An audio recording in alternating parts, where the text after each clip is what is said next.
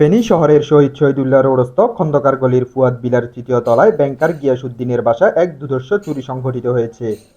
বুধবার সকাল 11টার দিকে ব্যাংকার গিয়াসউদ্দিন তার কর্মস্থল বসুরহাটে গেলে ও তার স্ত্রী বাচ্চাদের নিয়ে স্কুলে গেলে বাসায় কেউ না থাকার সুযোগে ঘরের তালা ভেঙে চোরচক্র ঘরে ঢুকে মূল্যবান মালামাল ও স্বর্ণালংকার চুরি করে নিয়ে যায়।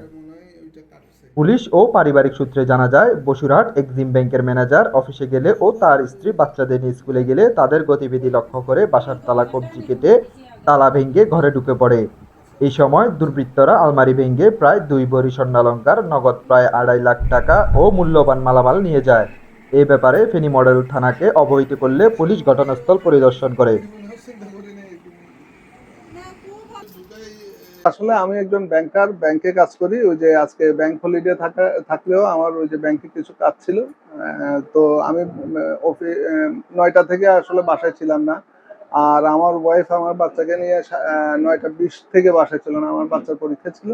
তো ইন দ্য মিন টাইম এর মধ্যে আমার ওয়াইফ 12টা বাজে বাসায় আসি দেখে যে এখানে বাসায় চুরি হয়েছে। মানে চুরি হয়েছে বলতে আলমারি ভাঙা, তারপরে জিনিসপত্র নাই এরকম দেখে ও আমাকে ফোন দিছে। আমি তখন আসছি আর কি। তো আসার পরে আমরা যেটা এখন পর্যন্ত আইডেন্টিফাই করছি, আমাদের কিছু গিফটের অর্নামেন্ট ছিল নিয়ার অ্যাবাউট 2 ভরি বা 2 ভরির কম বেশি কিছু হবে। এটা তো আসলে স্পেসিফিক বলতে পারবো না। আর টাকা 2-2.5 লাখ টাকার বেশি।